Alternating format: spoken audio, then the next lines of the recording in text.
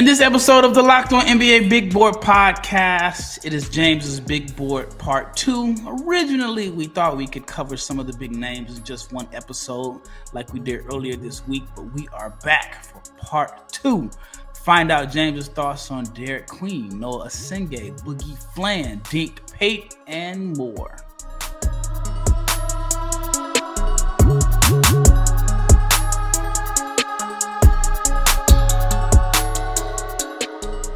Big shout out to each and every person that has made the Locked On NBA Big Board podcast your first listen of the day. I'm your host, Rafael and Barlowe, along with my co-host, who happens to be my brother James. And in this episode, we're going to talk about James's Big Board, the second half of it.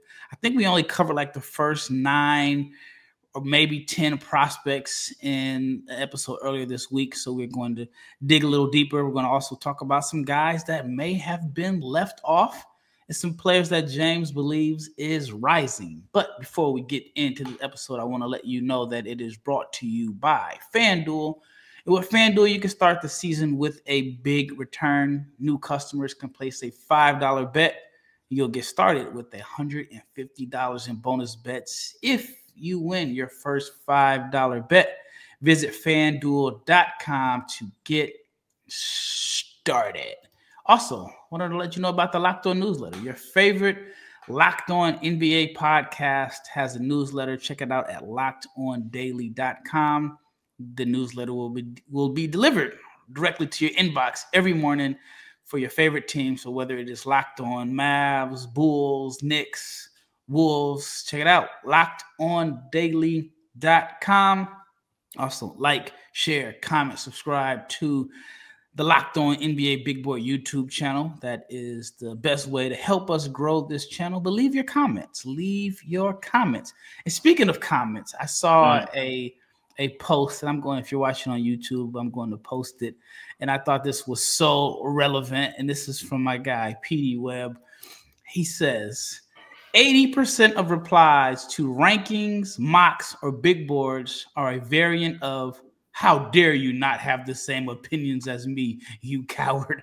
And I thought that was 100% true, because whenever you post a big board or a mock draft or even share like an opinion, there are some people that are going to call you coward. And I know yesterday Leaf mentioned that he didn't think VJ Edgecombe was a top 20 pick right now. Ooh, and spicy. Yeah, he's getting fried in the comments. But shout out to Leaf for not being afraid to express his opinion. All right, let's get into your Big Board 1.0.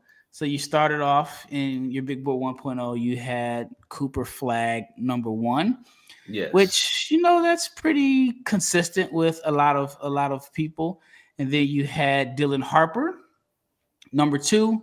Ace Bailey, number 3, Yegor Dimon at 4, Common Maliwauch at 5, Trey Johnson at 6, Jeremiah Fears at number 7.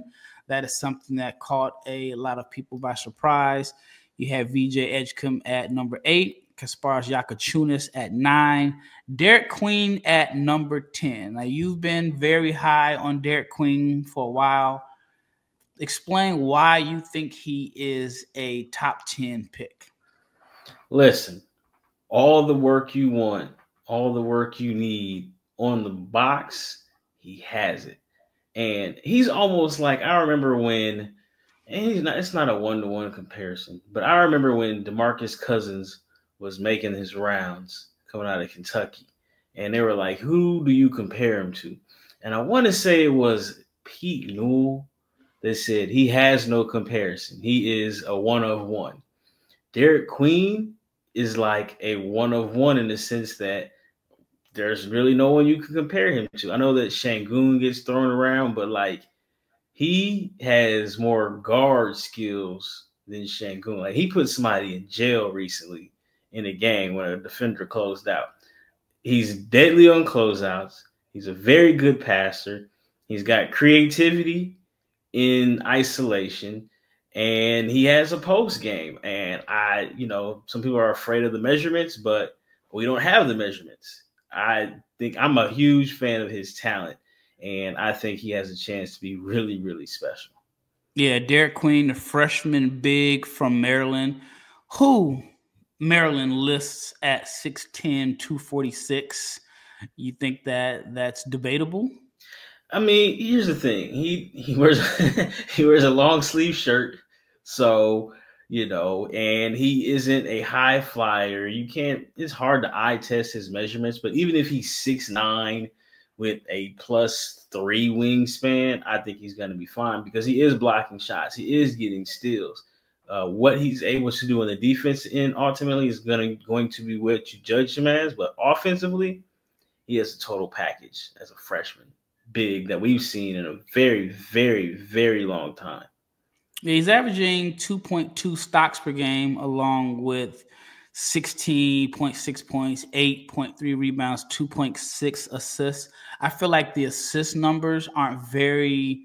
They don't indicate how well of a passer, yes. how good of a passer he is. Yeah, the first thing that stood out to me when I watched him play in the first game I saw, I want to say it was like Sunrise versus Montverde a couple years ago, and he absolutely picked Sunrise Christian apart with his passing, and they couldn't stop him on the block.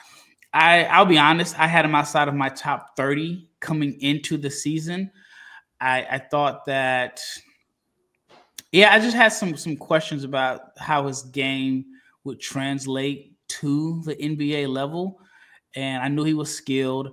I knew that he had a lot of game. I knew he was a good passer, but I just had some concerns, and I still think that it is going to be an acquired taste in a sense, because somebody like Molly Welch, who's less skilled, less talented, is probably going to be drafted ahead of him. I mean, you have Molly Welch ahead of him. Yeah, ahead of him because he's younger and he is more so of like the athletic, low usage big that teams are looking for that can anchor a defense. Because I feel like as a 5 in today's NBA, I mean, there are some exceptions. They either want you to be like a vertical lob threat that can anchor the defense, or like a crazy, gifted, low post scorer that can space the floor and pass. But those guys are hard to find, but you can make a strong case and say he fits the bill. That's all I'm saying. Like I said, he can really pass. And I mentioned it before we were talking about him. He rebounds and he pushes the ball up the court. Like, that skill right there in today's NBA is so valuable. A big that can create the offense. And they're not even running like DHOs and stuff in Maryland. So I think he has a ton of offensive talent.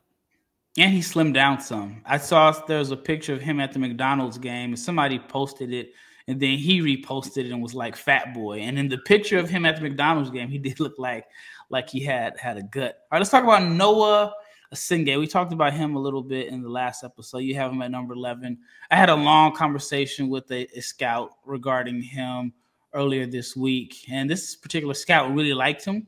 And he mentioned that with Essengue, we're seeing the worst of him. Like the game that he had against Portland where he had 20 points and 8 rebounds, he believes like that is his floor.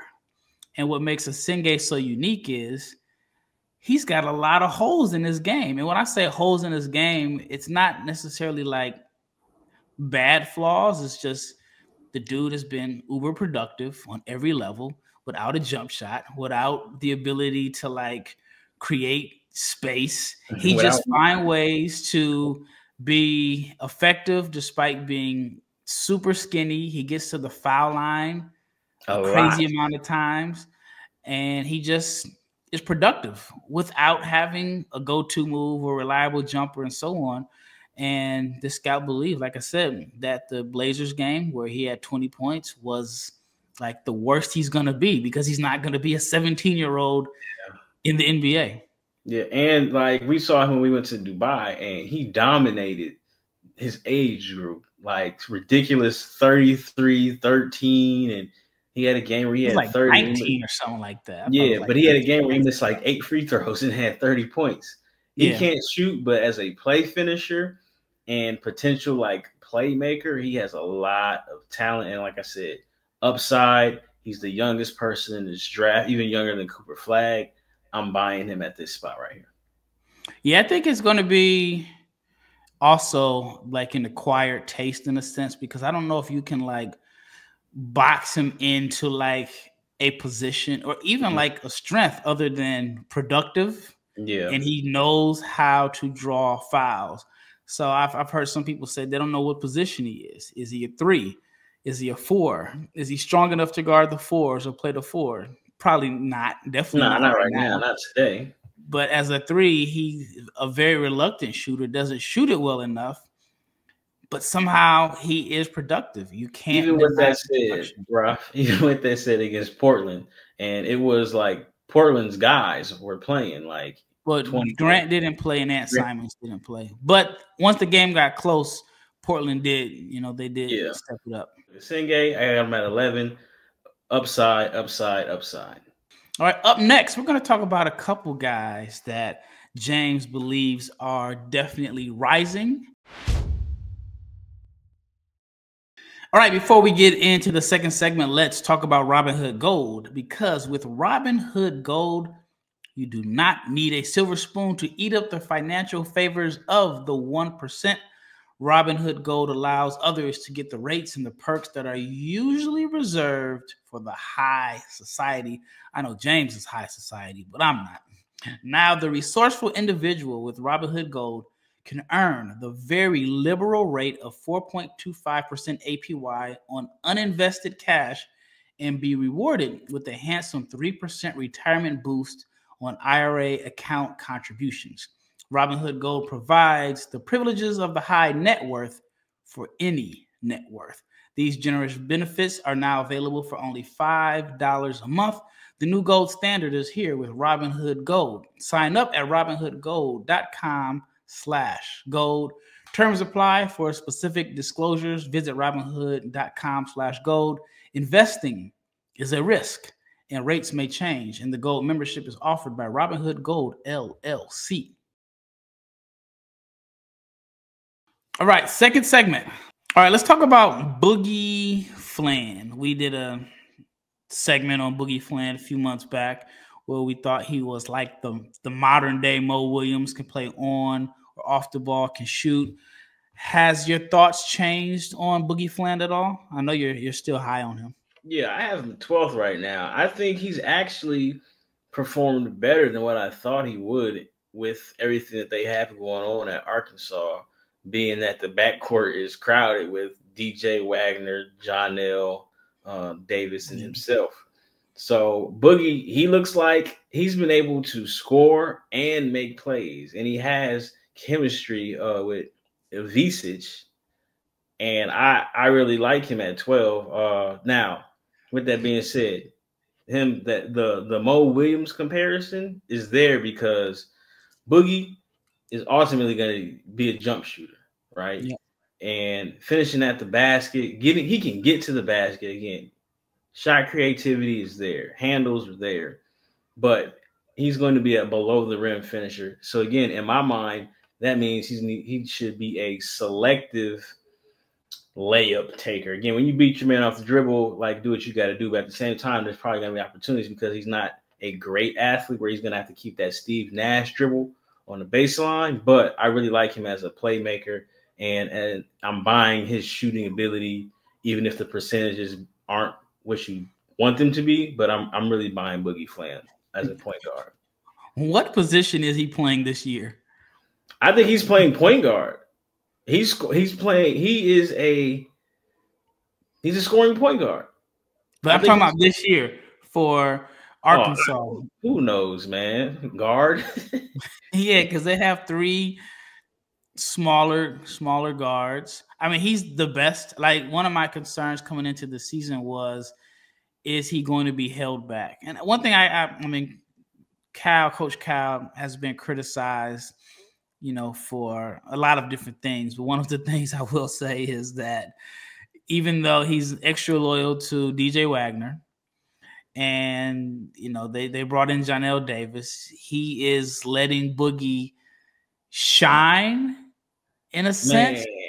Even though I feel like he's still holding him back, because if Boogie played full-time point guard and didn't have to share the backcourt with those guys and was playing in a somewhat traditional lineup, then his numbers could be even bigger. And you really have to think about it. Like, Kentucky guards in the past were known for sacrificing. And I know it's Arkansas now, but Does Boogie have way more game than he's been able to show? I think that's a legitimate question right now.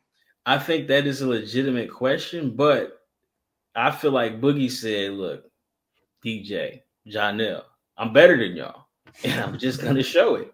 I mean, 16 points and 5 assists. He's playing point guard. He's playing lead guard for them. He said, hey, DJ, I don't care what you did. I'm not saying he said that, but in my head, he's like, I don't care what you were doing during the offseason. Hopefully it was shooting, catching and shooting because I'm running the show. And I didn't expect 16 and 5 because I thought there would be a log jam as far as like touches, but especially with a super senior point guard, but he has emerged as the guy.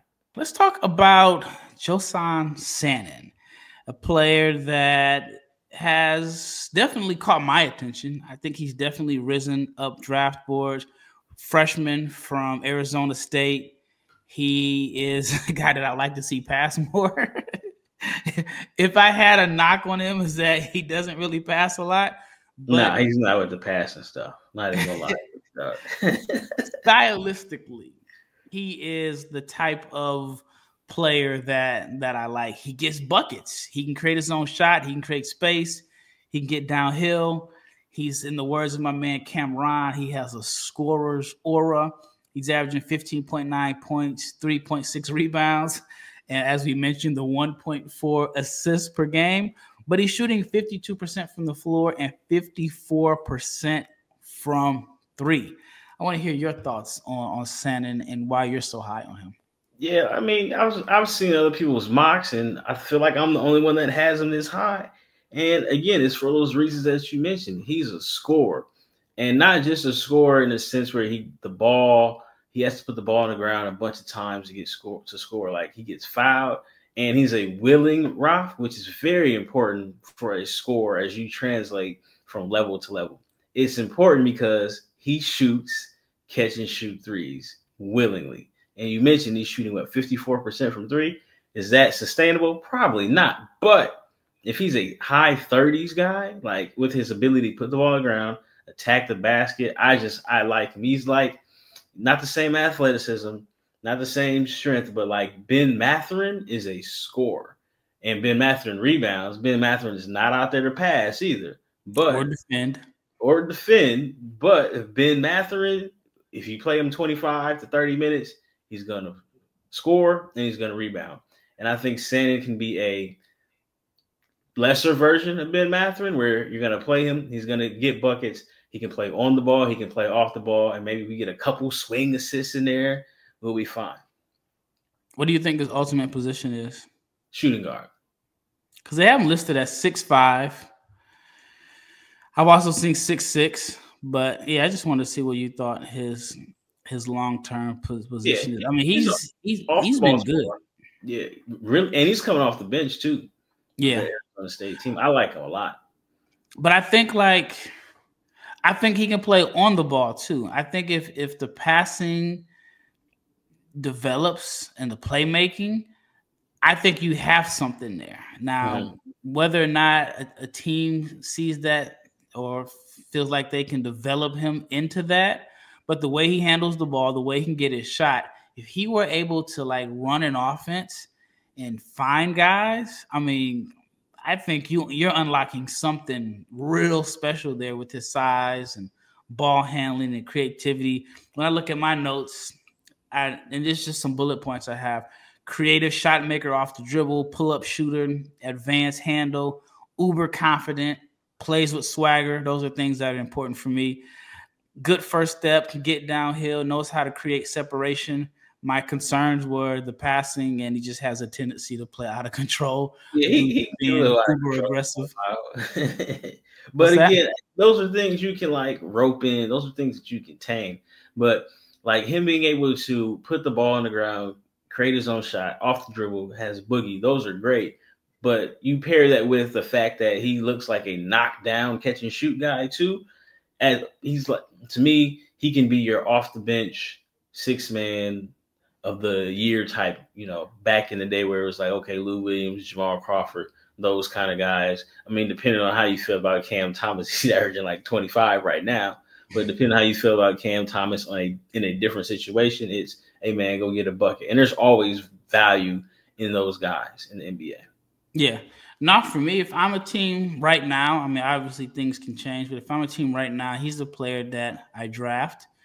And I'm telling him, as soon as we draft him, all summer, you're in the gym and you're playing point guard. I don't care about you scoring. We know you can score. I just want to know, can you make live dribble passes? Do you have the vision? Do you have the instincts? Because, like I said, if he can be a lead ball handler and make reads, that makes him even more dangerous because he's got it. At least in my opinion, he's got it.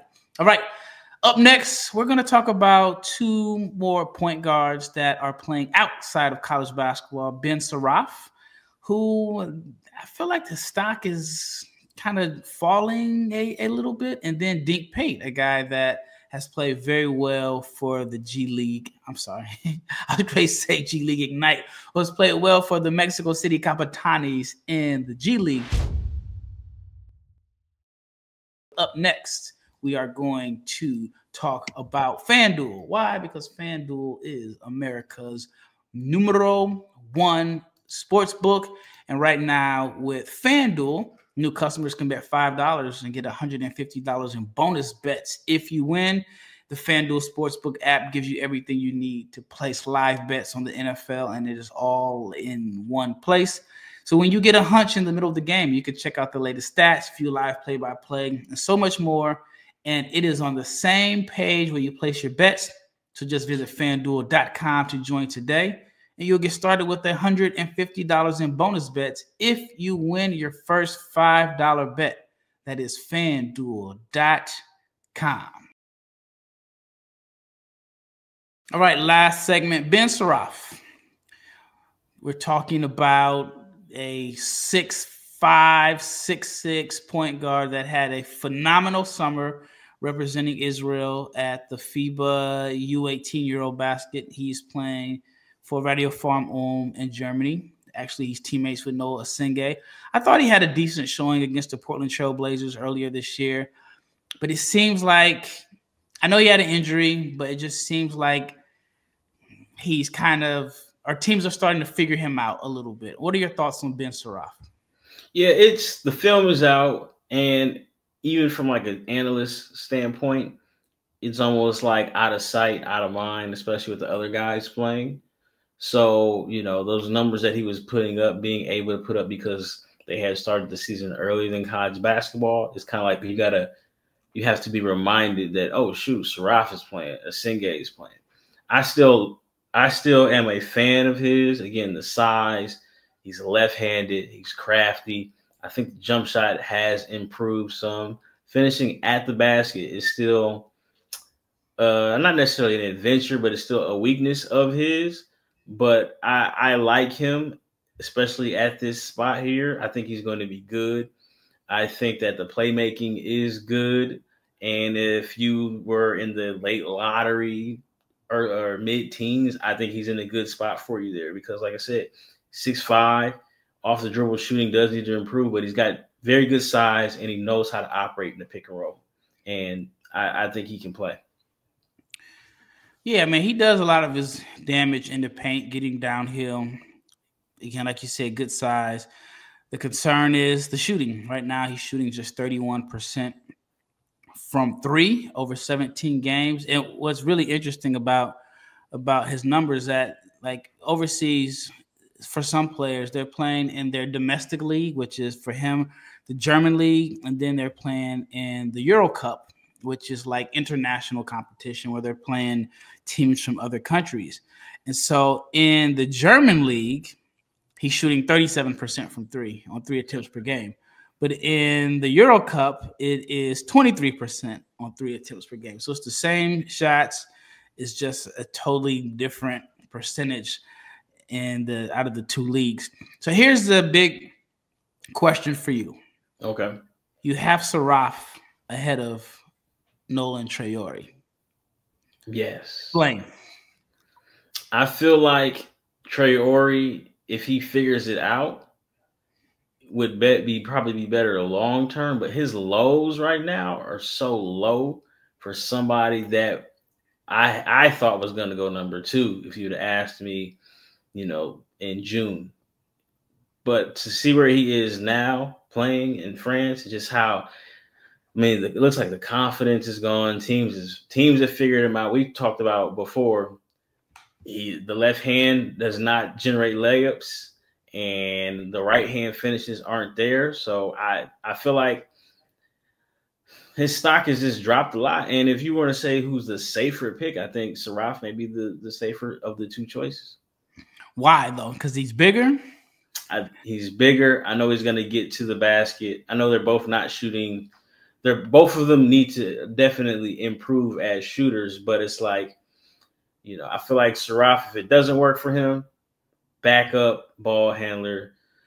If it doesn't work for Traore, I don't want to make the French comparison, but is it like Killian Hayes all over again, where you just not in the league because you couldn't figure out, you couldn't shoot, the playmaking wasn't what it was, and then you lost confidence? Is that the same situation that we're looking at with Traore again? That is a French comparison, but he just doesn't look like the same player that we've seen in the summer. And it's not even up and down for him right now. It's just like trending downward. But I wonder with Traore, like some of the other French point guards. I saw a tweet, I have to pull it up, but they broke down a list of like French guards that were selected high. And I just remember Killian and Frank Ntilikina. There were some other guards that they What's the youngster that was playing for the Thunder?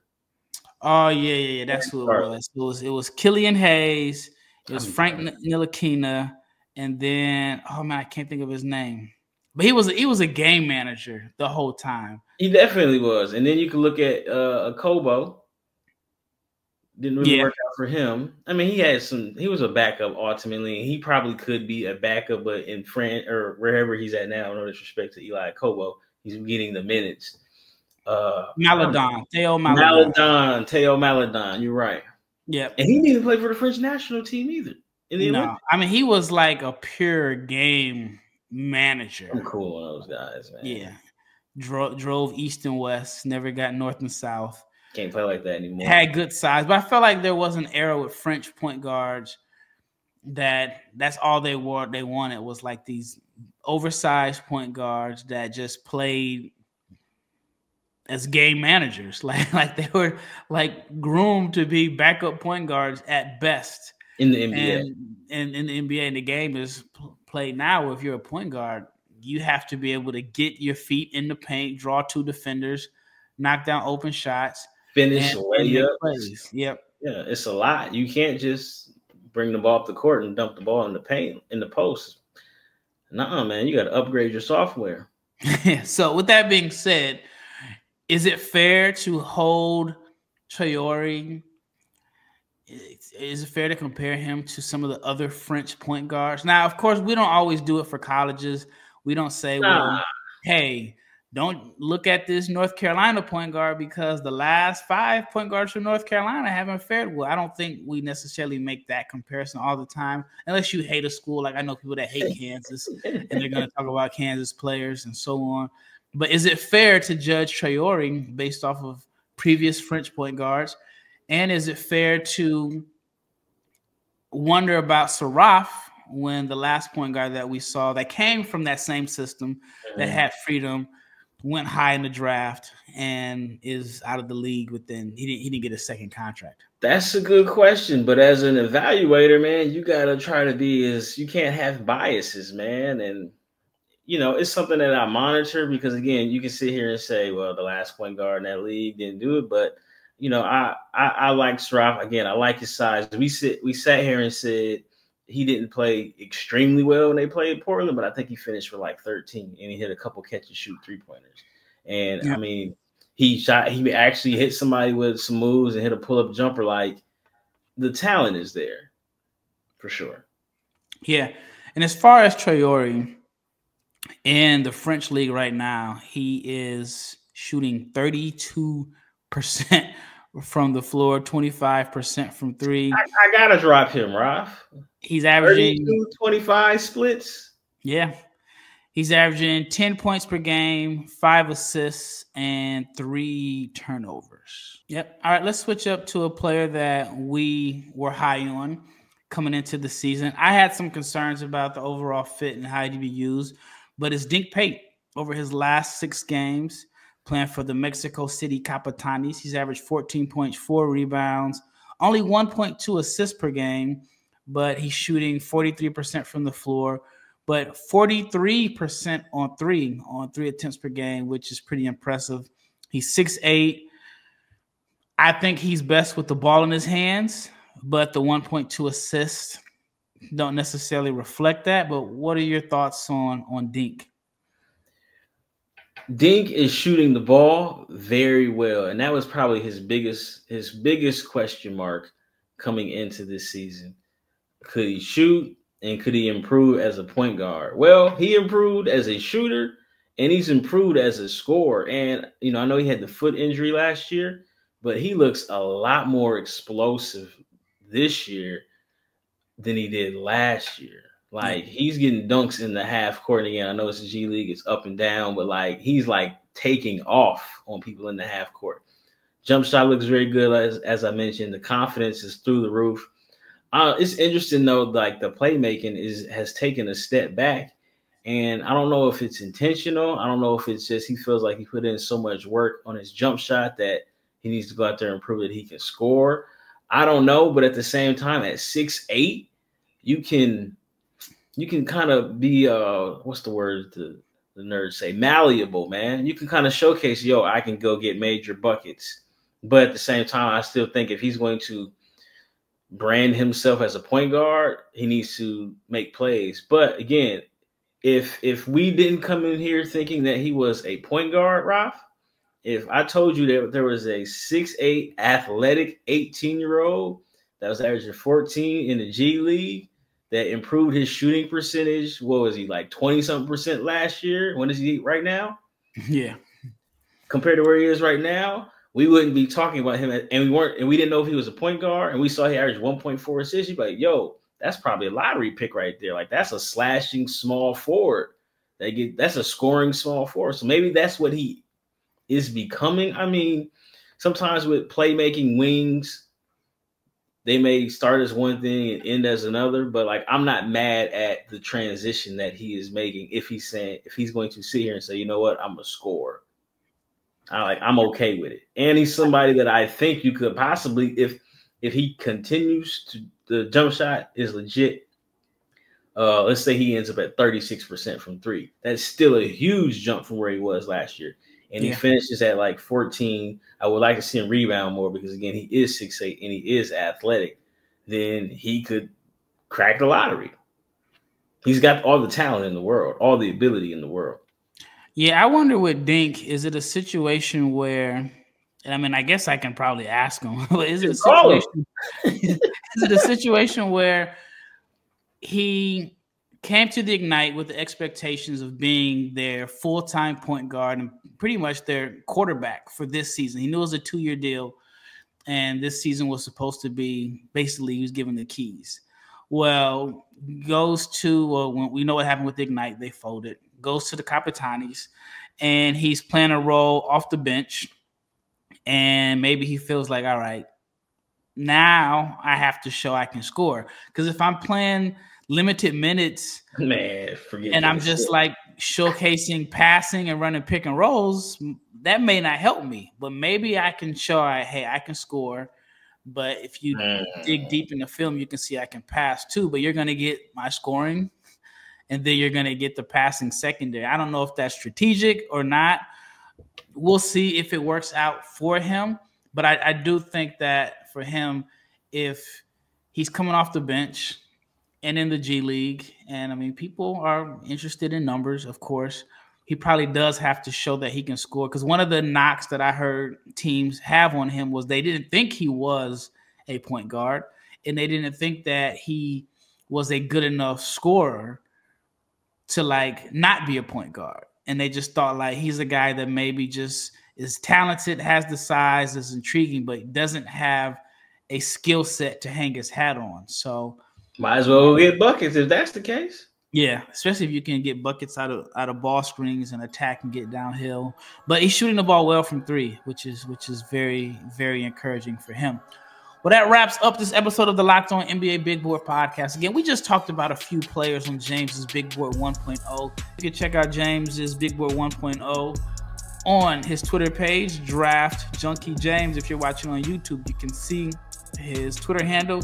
If you're listening on the podcast, it is DraftJunky James on, well, it's called X, but to me it will always be Twitter. Well, that wraps up this episode. And once again, check out the Locked On NBA Big Board newsletter at LockedOnDaily.com. And this is Rafael and James, and we are out of here.